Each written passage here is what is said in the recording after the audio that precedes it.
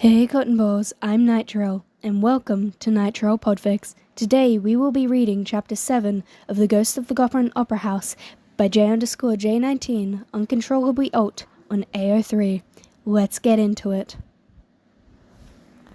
Chapter 7. Jason. Jason wakes with a start, gasping for air.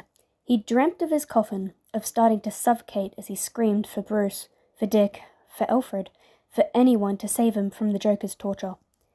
Jason? Peter appears beside him, reaching out gently to hold Jason's shoulders. You shouldn't move yet. What?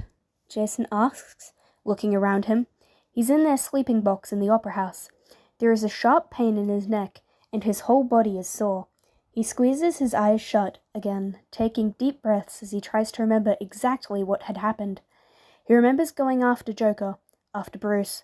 His memories are fractured, and the ones that he can make out are tinged in green. I patched you up the best I could, but you lost a lot of blood.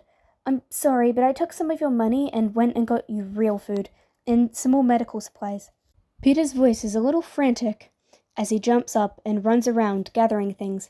He's dressed in sweatpants and Dick's Superman hoodie, but Jason thinks he remembers the kid finding him in the alley, wearing some kind of skin-tight suit. What the fuck were you doing last night? Jason asks. He ignores Peter's earlier warning and pushes himself up into a sitting position. It makes his head spin, and he has to blink away some of the spots in his vision. Running errands? Peter kneels back down next to him with a takeout container of some sort of soup in his hands. Jason eyes him closely. He doesn't seem to be moving stiffly or anything, so he's probably not injured at least. In spandex? Jason takes the bowl and sniffs the soup a bit before eating. Peter twists his hands in his lap, looking incredibly guilty. It's more durable than spandex, Peter insists. Jason groans. Come on, I thought we agreed that you would keep a low profile, remember? Stay off the Bat's radar? Jason tries not to think of the night before, of his run-in with Batman, with the batarang cutting into his neck. What had the outcome been? Was Bruce okay? Well, I didn't see Batman, Peter says, but there's something in his tone of voice, and Jason narrows his eyes. Then who did you see? Jason asks. He picks up the spoon and takes a sip of the soup. It's pretty good, and now that he's had a bit, he realizes how starving he actually is. Nightwing, Peter admits, without a fight at least. Jason's head hurts, and he remembers an explosion, a mushroom cloud. He remembers Batman screaming for Dick. He remembers holding Batman back. You saw Nightwing? Jason asks. Yeah, my errand was in Bloodhaven. Jason nearly spills his soup as he jerks up and puts it aside. He ignores his own pain and grabs onto Peter, looking the kid over closely for any injuries. When? How long? You made it out? Jason asks. Peter grumbles out a complaint as he frees himself from Jason's grip. I'm fine, Peter insists, tugging his hoodie back into place. I finished my errand and ran into Nightwing on the way back. He was going to ask me questions, and I had a feeling you were in trouble, so I ran from him. He was chasing me across the bridge when the bomb hit. We both made it. It was close, but we made it. Nightwing made it? Jason asks. He hadn't cared last night. The haze of green had been so strong that he hadn't even cared that his big brother might have died in that blast, and he'd stopped Batman from going too. He'd stopped Batman from going to search for another one of his son's bodies. Bruce was never going to forgive him after this. Not that Jason cared if Bruce forgave him or not, but still, it had happened. He was okay when I left him, Peter says. Do you know Nightwing? He's my brother, Jason says with no thought.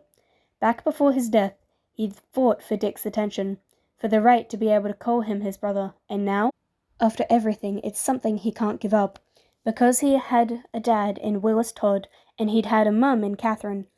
But trying to replace Catherine with his birth mum had been a mistake, and it was probably a mistake to try and replace Willis with Bruce. Jason didn't need parents anymore, but he'd never had a brother besides Dick, and he didn't want that to change. You have a brother? Peter asks with surprise. Jason supposes that he hadn't really seen that much of the manor when they'd gone the other day, though it's weird that he hadn't already known.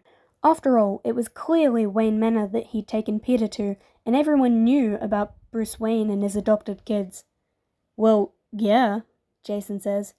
He shifts himself so his back is against the wall as he eyes Peter curiously. You know the Wayne family, don't you? Well, Alfred said Wayne Manor when you called, right? Yeah, but Bruce Wayne? Jason asks. Peter looks at him in confusion. I don't know the name, he admits.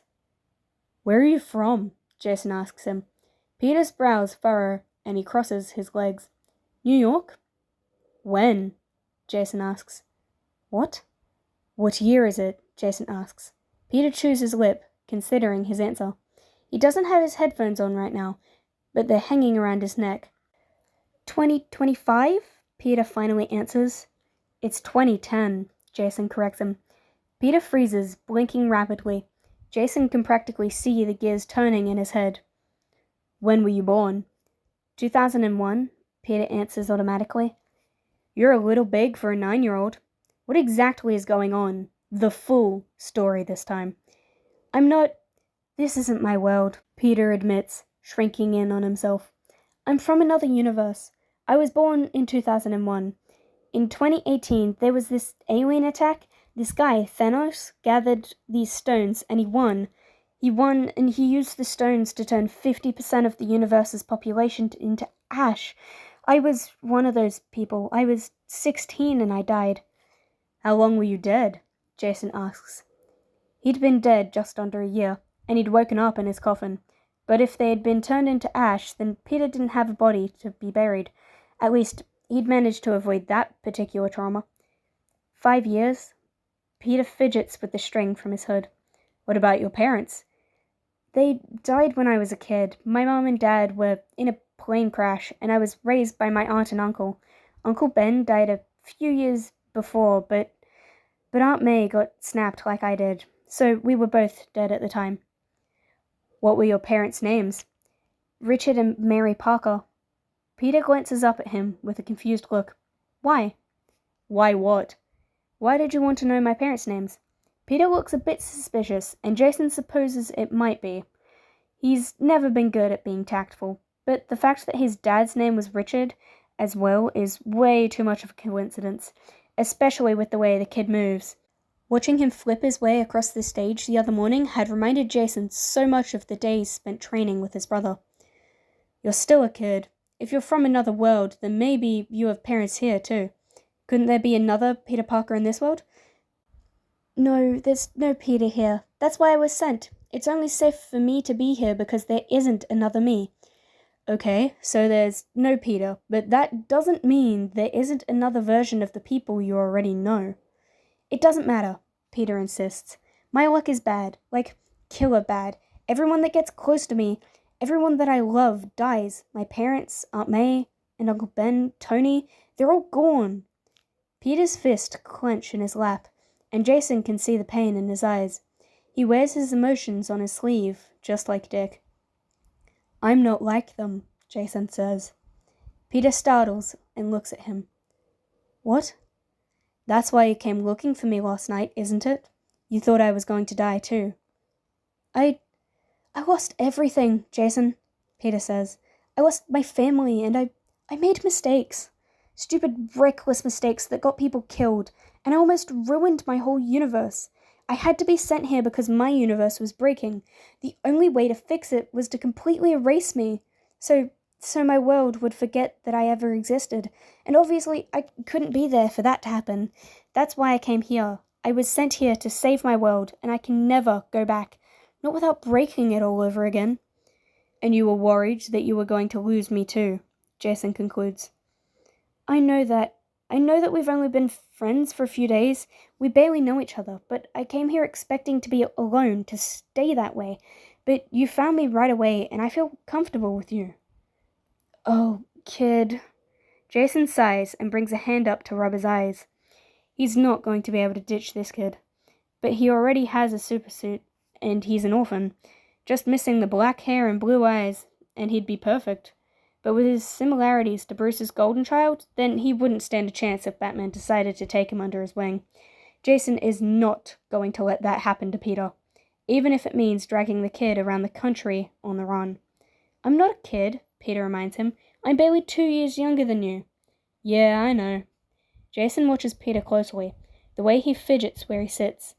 Jason knows exactly what it is he wants. He's so much like Dick, it's ridiculous. He rolls his eyes and lifts his arm up on his less injured side. Come on, I know you want to.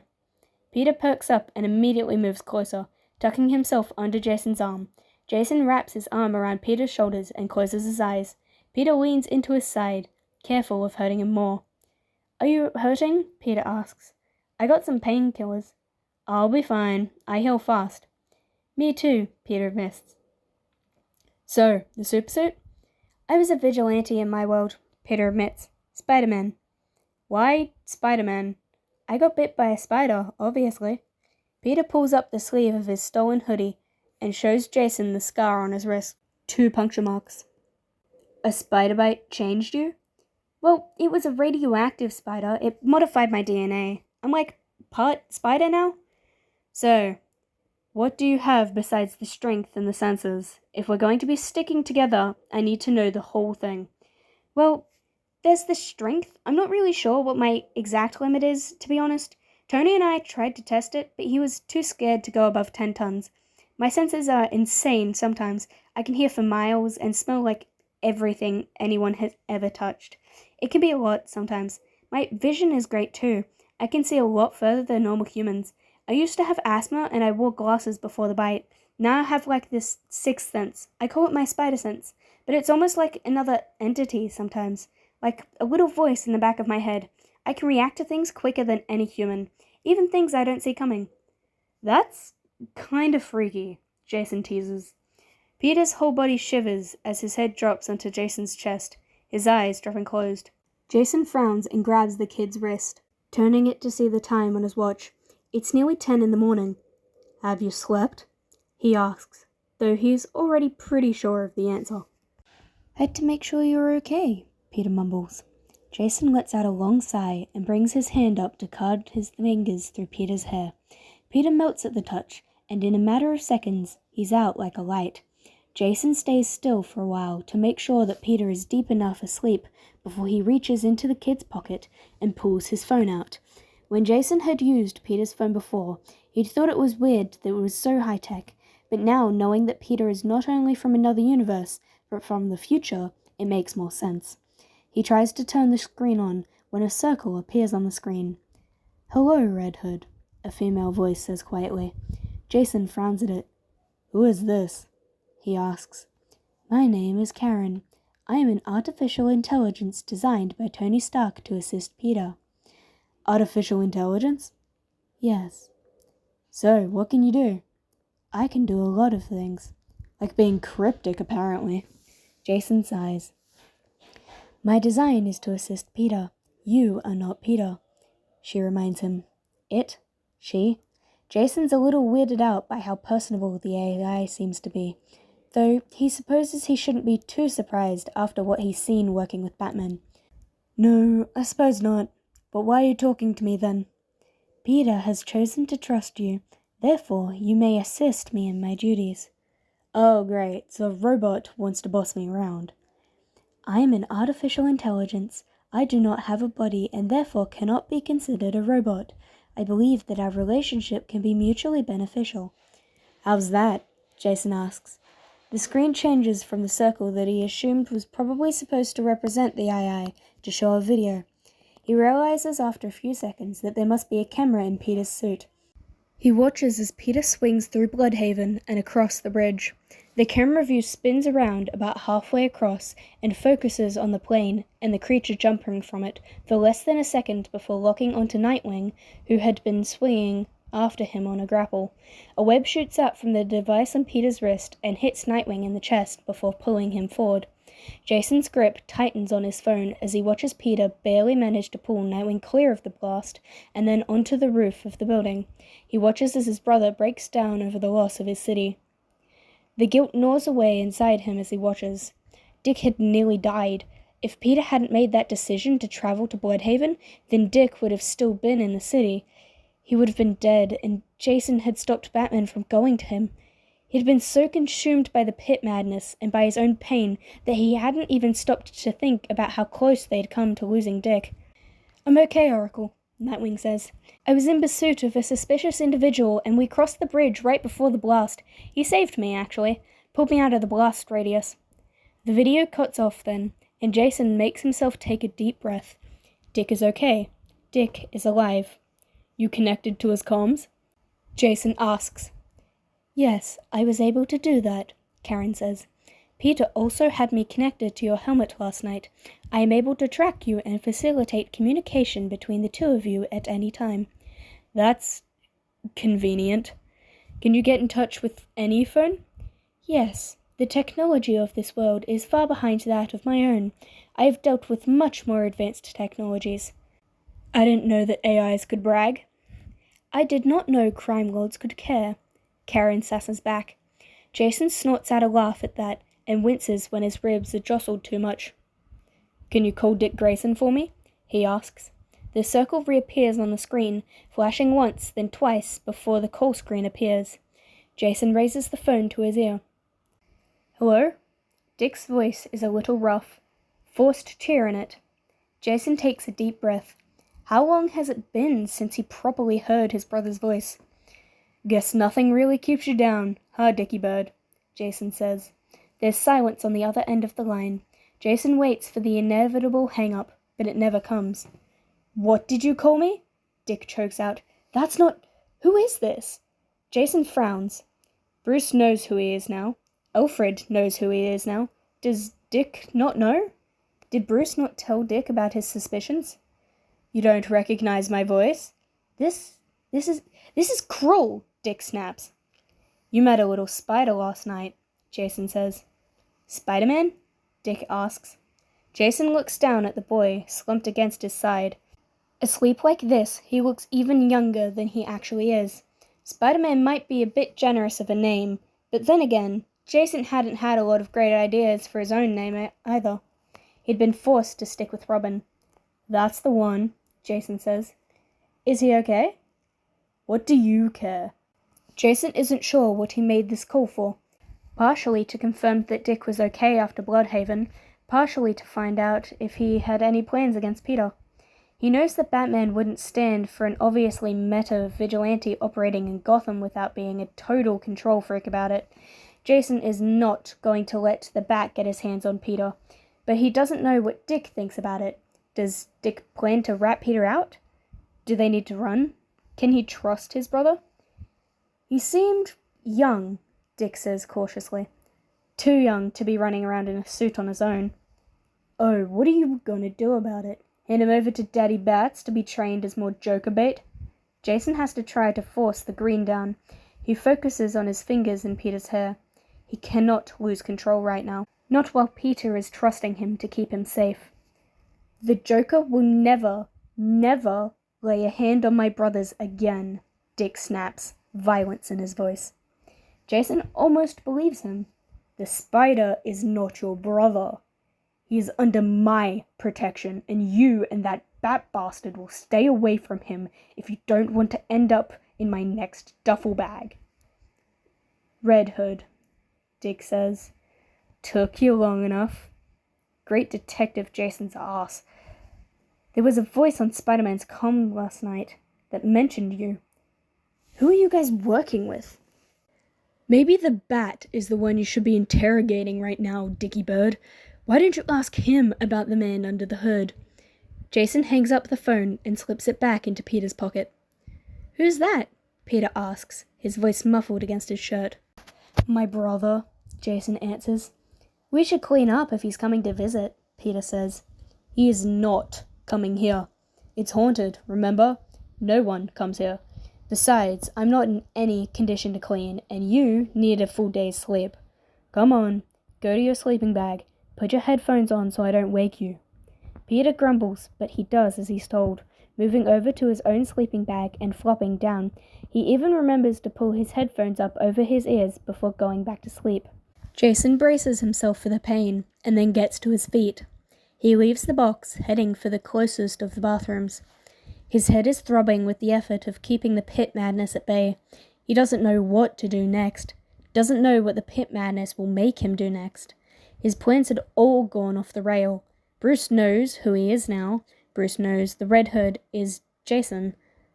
Jason, who had used to be his son. But if Jason is no longer Bruce's son, then who is he? Is he just the Red Hood now? Should he give up completely on Jason Todd? He turns on the sink and bends down to splash cold water onto his face, relishing in the sting of the nearly icy water. He keeps thinking over his conversation with Dick. Something Dick had said keeps replaying in his head. He'd said brothers, plural. Had the Joker done something else? Was it the replacement? Had Bruce really let the Joker go after his replacement after Jason had died? Why was the Joker still alive? Why was Bruce so adamant that the Joker had to live? Jason stands up straight and pushes his hair out of his face. He looks in the broken mirror over the sink. He eyes the white lock of hair on his temple. His eyes, once blue, but now settled into a sort of teal color when the pit madness wasn't turning them full-on green. His gaze traces along one of the scars on his face, and he wonders if it came from his time with the League or if it was left over from the Joker's attack. The replacement's room at the manor had been bare. Jason's thought about it a few times since their visit to the manor. Why had the replacement's room been empty? He splashes his face one more time, then heads down to the orchestra pit where his computer is waiting. His system is nowhere near the setup that Oracle and the Bats have, but it should be enough. He sits in the chair and gets to work. A few hours later, he has all the information he needs, and he wants to smash Bruce's face in even more than he did before. Tim Drake was the current Robin, just like Talia had told Jason, but he wasn't adopted by Bruce. Bruce didn't even have custody of him, but that hardly mattered. The Drakes hadn't been back in the country in months now. They hadn't even noticed the 2 months that their son had been taken by the Joker and experimented on. Batman had gotten the boy back. He'd gotten him treated for the Joker toxin. The boy was still supposedly living with the Drakes, except according to what Jason could find, he'd mostly been residing at the Titan's Tower ever since his recovery. What the hell were Bruce and Dick doing letting the boy be on his own? Jason had been 15 when he'd died, and according to what he can find, Tim had been 13 when he took up the Robin mantle. He was just 16 now, younger than even Peter. Jason stands up from the chair and stretches himself out a bit. His muscles are stiff, but he's clearly healing. It shouldn't take too much more time before he's fully ready to go. He'd only met the replacement once, months ago when he'd first made his return to Gotham and had tried to trick Batman in the graveyard, but he had a feeling now that it was time for the Red Hood to make a wellness check. "Peter," Jason calls the other teen as he makes his way back up to the box. Peter props himself up on his elbows and looks towards Jason with bleary eyes. "What's up?" Peter asks. Jason considers him. It will probably take him a while to get to Jump City and back to check on the kid. "You want to go on a road trip?" he asks. Peter sits up properly. "A road trip? Where?" "Jump City." "Where's that? I don't think we have a Jump City in my world." Peter hops to his feet. "California." Jason grabs his helmet and his backpack from where they sit, ready to go. "How are we getting to California? Do we have to drive? I don't think your motorcycle will be very comfortable all the way there." Peter gets his own backpack and puts it on, then bends down to pull on his shoes. When he bends down, Jason sees the neckline of his supersuit peek out from under his hoodie. At least he's prepared right now. "We're going to steal a jet." Jason grins. Hey, Cotton Balls. That's the end of Chapter 7. Have a good day, and thank you for listening. See you again in Chapter 8.